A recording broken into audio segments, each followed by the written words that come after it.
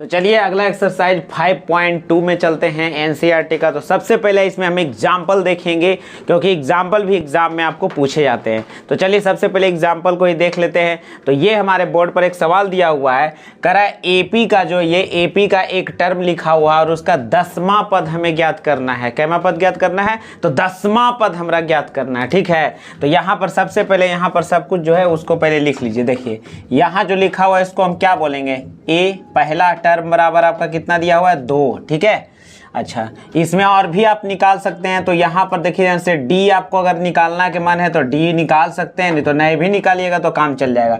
तो दूसरा पद घटाओ पहला पद, तो बोलिए दूसरा पद कितना है? 7 और पहला पद कितना है? 2। तो बोलिए घटा के कितना आ जाएगा जी? तो आ जाएगा 5। डी बराबर कितना आ जाएगा? 5 आ जाएगा। अब आपसे पूछा 10वां पद, कौन सा पद? 10वां पद। तो यहाँ पर से आप देखिए जैसे T10 बराबर आपको हम बताए थे ना, जब 10वां पद निकालने के रहे तो एक डी कम लिखते हैं, तो लिखेंगे A + 9D, A + 9D यानी 9D। ठीक है, तो यहाँ जाएगा 10वां पद बराबर A + 9D, A + क्या D? 9D। अब यहाँ देखिए A का मान भर दीजिए। A का मान देखिए ध्यान से, A का मान कितना है? 2, तो यहाँ पर 2 रख देंगे प्लस यहाँ पर 9 हो गया इंटू डी का मान देखिए कितना है? तो डी बराबर देखिए यहाँ पर 5 है, तो यहाँ डी के स्थान पर रख देंगे 5। अब ये यहाँ होगा 2 का 2 हो गया और यहाँ करिए 9 × 5 = 45 यानी 45 है ना। 45 में 2 जोड़िए तो कितना जाएगा? 47। यही हमारा क्या है? आंसर। क्या है? आंसर। तो जल्दी से लिख लीजिए।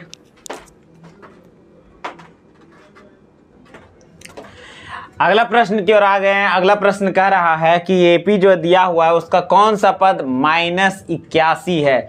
माने एपी का कौन सा पद जो है -81 है, यही हमें बताना है। ठीक है, उसके बाद नीचे एक सवाल और दिया गया है कि कौन सा पद शून्य है। तो शून्य का पद वो दूसरा सवाल है, पहले हम -81 पर चर्चा करते हैं।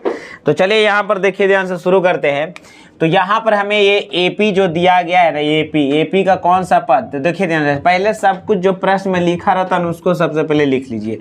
तो ये हमारे पास हो गया पहला पद हो गया कितना? 21 हो गया। ठीक है, अच्छा कॉमन डिफरेंस डी निकाल लीजिए। तो दूसरा पद घटाओ पहला पद, दूसरा पद कितना है? तो 18 है और पहला पद कितना है? तो 21 है। दोनों को घटा लीजिए तो कितना आएगा? तब -3 आ जाएगा, है ना, -3 आएगा। अच्छा इसमें देखिए ध्यान से कौन सा पद यानी सबसे लास्ट वाला हमको दिया गया -81 और -81 को हमें बताना है कि वह किस स्थान पर है, कैमा पद है -81। यानी ये हमें Tn बराबर हमें दिया गया है। Tn बराबर जो है -81 ये हमें दिया गया है और इसी से हम क्या करेंगे? सवाल को हल कर लेंगे। तो चलिए यहाँ पर से देख लीजिए ध्यान से, यहाँ क्या करते हैं? Tn, तो Tn का मान देखो ध्यान से क्या दिया हुआ है? -81 और Tn का फार्मूला आपको तो पहले से पता है, A + n-1 × D। तो यहाँ पर हम फार्मूला लिख देंगे A + n-1 और इंटू D। अब बराबर इधर क्या होगा? -81। ये Tn के बदले इतना फार्मूला लिख लिए। ठीक है, अब यहाँ पर सबका मान भरेंगे। बोलो A, तो A का मान कितना है? 21, तो A की जगह पर 21 भर दिए प्लस यहाँ हो गया n-1 और यहाँ पर हो गया D का मान देखो कितना? -3, तो यहाँ पर -3 भी भर देना है और -81। अब यहाँ पर क्या करना है ना कि यहाँ +21 है तो इधर जाएगा तो क्या होगा? -21 और ये रहने देंगे ऐसे ही n-1 इंटू -3 इजकल टू यहाँ पर आ गया कितना? -81 सॉरी, इधर +21 तो इधर होगा -21। अब यहाँ पर देखो ध्यान से क्या करेंगे कि यहाँ -3 है, इसको रहने देते हैं, है ना। -1 हो गया इधर और इधर आ जाइए। इधर आप कहे माइनस प्लस हो जाएगा तो 1 कितना होगा? 2, 8 2 कितना होगा? तो 10 यानी -102 हो गया और -3 इधर गुना था तो -3 इधर क्या होगा? भागा में। ये से इधर खत्म हो गया। क्लियर? अब ये 3 से काटो, ये कट जाएगा, 3 × 9 1 बचेगा, 3 × 4 12 अर्थात आपके साथ आ गया n-1 = 34। अब यहाँ पर देखो -1 इधर है, इधर -1 है तो इधर आएगा तो क्या होगा? +1 अर्थात n बराबर जो आपका हो गया ये 35। n बराबर कितना हो गया 35, यानी 35वां पद वो पद है जो -81 है, यानी 35वां पद क्या है -81। तो ये तो हमारा आंसर आ गया है ना, यही हमारा क्या है आंसर, यानी 35वें स्थान पर 81 है। अब देखो दूसरा सवाल इसमें क्या दे रहा है कि बताइए एपी का कोई पद शून्य है, एपी का किसी स्थान पर कोई पद है 0। तो चलिए उसको भी हल कर लेते हैं। तो यहाँ वो भी ले लेते हैं, tn बराबर 0 लेते हैं, tn बराबर 0, और tn का फार्मूला आपको पता है a plus n minus 1 equal to d बराबर 0। ये तो फार्मूला हो गया। 0 तो आपको ले लिए हैं, शून्य यहाँ लिखा हुआ है सवाल में, शून्य लेना है। अब बोलो a के जगह पर क्या रखेंगे, तो a के स्थान पर रख देंगे 21 प्लस n माइनस 1 और इंटू क्या होगा d के स्थान पर -3 इक्वल टू 0। d के स्थान पर -3 वही रखना, यही बोला तो सवाल, यही सवाल से रिलेटेड है, तो इसी सवाल का वैल्यू इसमें हम रख देंगे। अब यहाँ जो -21 तो सॉरी इधर +21 है तो उधर क्या होगा -21, n माइनस 1 इंटू -3 और इधर होगा -21। अब यहाँ से देखो ध्यान से n माइनस 1 हो गया इंटू यहाँ -3 है इक्वल टू -21।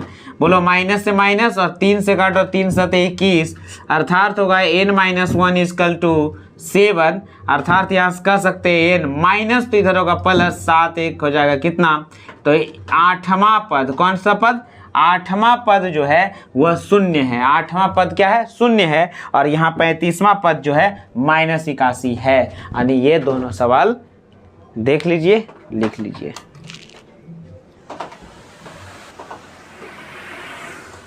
चलिए अगला प्रश्न की ओर चलते हैं। तो यहाँ पर देख लीजिए ध्यान से क्या कर रहा है, हमें एपी का निर्धारण करना है, ठीक है। एपी हमें अर्थमेटिक प्रोग्रेशन को लिखना है।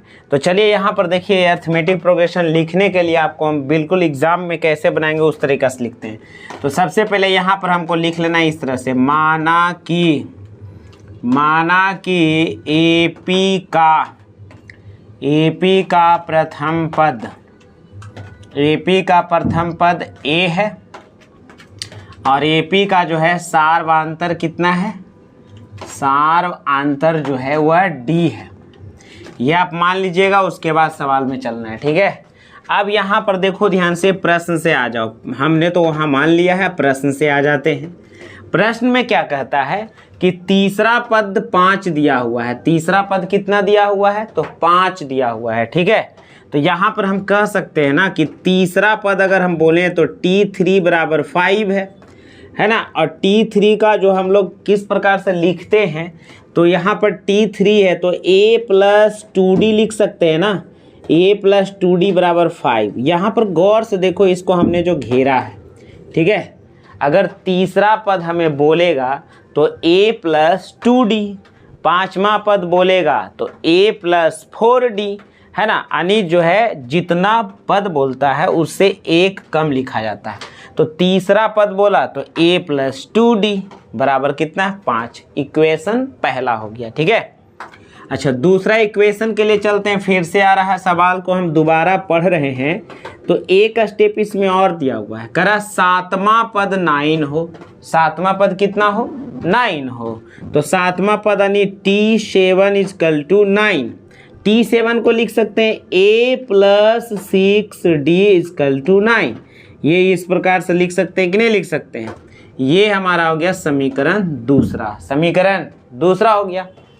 अब समीकरण 1 और 2 आपका हो चुका है, अब इसको हल करना है।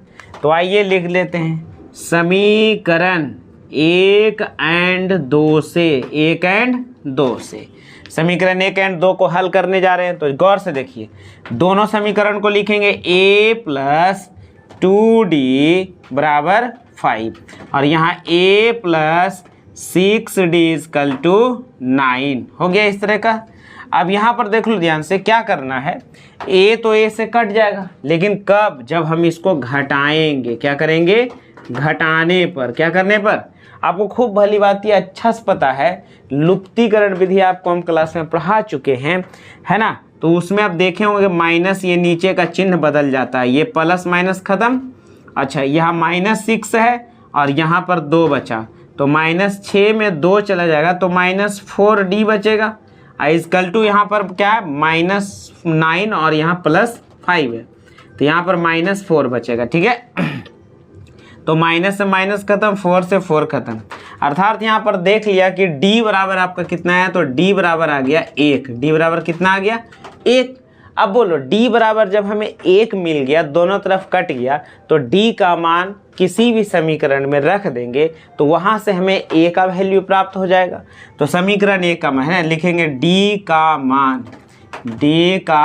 मान समीकरण 1 में देने पर, समीकरण 1 में देने पर, तो समीकरण 1 हो गया का a + 2d बराबर 5।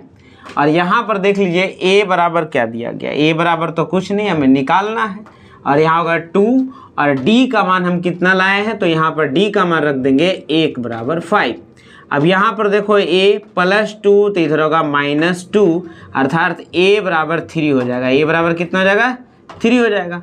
अब देखो सब कुछ तुम आपके पास पता है, तो यहाँ पर से लिखे, इसलिए एपी का क्रम देके डैश। अब एपी के क्रम को अब देखो ध्यान से हम लोग लिख लेंगे, तो कैसे लिखेंगे, पहला हो गया 3 में कितना जोड़ना है, 1 जोड़ो तो 4, 4 में 1 जोड़ो 5, 5 में 1 जोड़ो 6, 6 में 1 जोड़ो 7, इसी तरह से डॉट डॉट डॉट आते रहेगा। यही हमारा एपी का क्रम है, यही हमारा आंसर है। तो ठीक है, लिख लीजिए इसको बढ़िया से।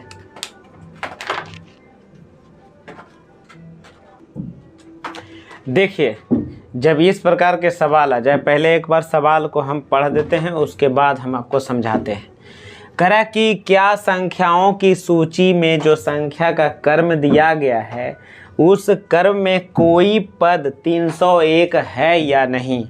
जब ऐसा सवाल आपको एग्ज़ाम में आ जाए तो एक बात दिमाग में ये रखिएगा कि कभी भी संख्याओं का मान n जो हम निकालते हैं, वह संख्याओं का मान n जो है दशमलव में नहीं होना चाहिए, ना ही बटा में होना चाहिए, भिन्न के रूप में भी नहीं होना चाहिए। यानी सीधा सीधा संख्या जो होती है एक इंटीजर नंबर यानी पूर्णांक हो सकती है, ठीक है।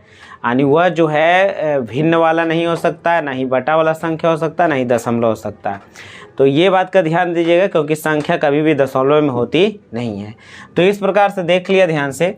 तो ये सबसे अंतिम वाला संख्या 301 हमें दिया गया है, और हमसे ये पूछ रहा है कि बताओ ये 301 इसके बीच में कहीं पर आएगा कि नहीं आएगा। तो 301 हम निकाल लेते हो कितने स्थान पर है, अगर आएगा तो कितने स्थान पर होगा, तो n का मान निकालना पड़ेगा। तो यहाँ पर से आपको हम पहले ही आपको समझाएं कि जो सबसे पहला जो दिया रहता है उसको प्रथम पद हम a बोलते हैं, ठीक है। प्रथम पद a बोलते हैं, a बराबर तो 5 दिया हुआ है। अच्छा d इसका निकाल लेंगे तो दूसरा घटाओ पहला होगा, 11 में से 5 जाएगा तो जाएगा 6 5 11, आपको 6 आ जाएगा, ठीक है। अब यहाँ से देखो ध्यान से, हमें tn बराबर दिया हुआ है, कितना दिया हुआ है 301, तो 301 हम लिख लेंगे। इस प्रकार से पहले आप समझ गए, इतना सारा हमें दिया गया है। ये प्रश्न देखो न्यूमेरिकल बनाने का एक ही सबसे आसान तरीका है ना। लॉन्ग में जब बनाते हैं तो सबसे पहले सवाल में जो लिखा होता है उसको पहले आप लिख लीजिए, तब ना आपको समझ में आएगा कि आप रास्ता कैसे चलना है। अब यहाँ सब चलना शुरू करिए। देखिए tn, तो tn का फार्मूला होता है a + n - 1 × d equal to यहाँ पर 301 हो गया। अब यहाँ पर देखो a का मान कितना है, तो a का मान 5 है, तो यहाँ 5 भर देंगे, प्लस n का मान तो निकालना है। अच्छा d का मान देखो यहाँ 6 है, तो यहाँ 6 भर देंगे, बराबर 301 हो गया, ठीक है। अब यहाँ पर देखो ये 5 को रहने दीजिए, n से गुना करिए इसमें तो हो जाएगा 6n, और इसको गुना करिए इसके साथ तो हो जाएगा -6 = 301। अब यहाँ पर देखो ये 5 है और यहाँ -6 है, ये दोनों को जब हम घटाएंगे तो हो जाएगा -1 और +6 है, 6n तो बच ही जाएगा, और इधर होगा 301।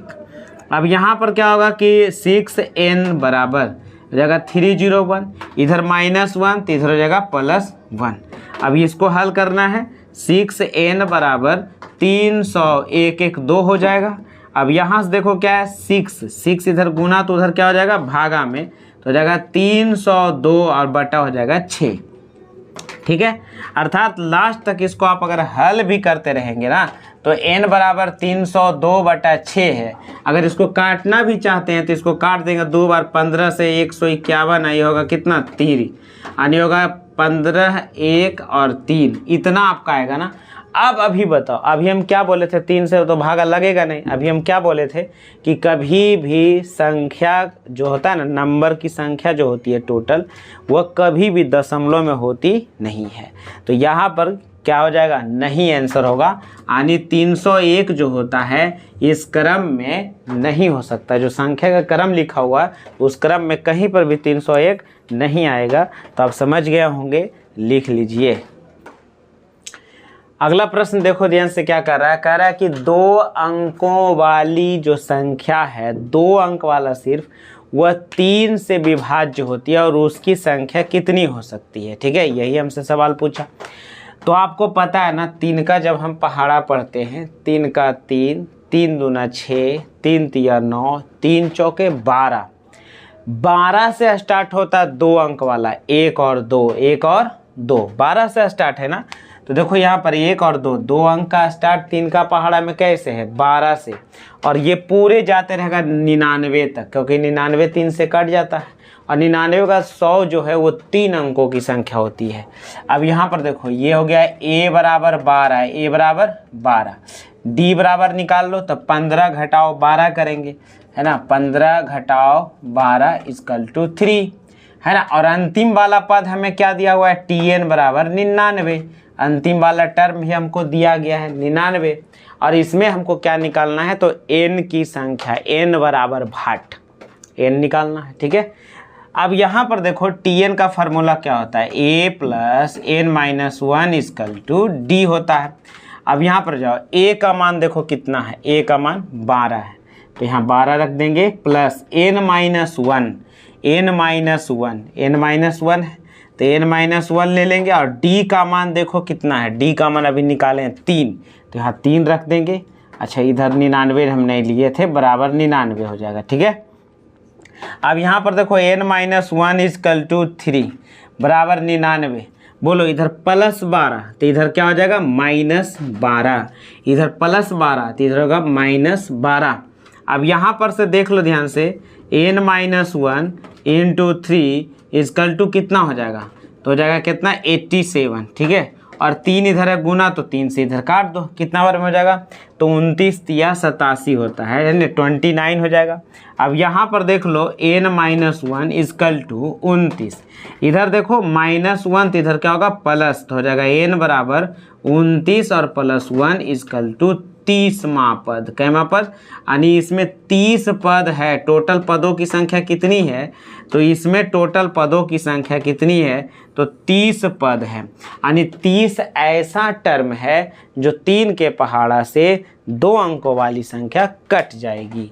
तो चलिए लिख लीजिए, आपको समझ में आ गया होगा।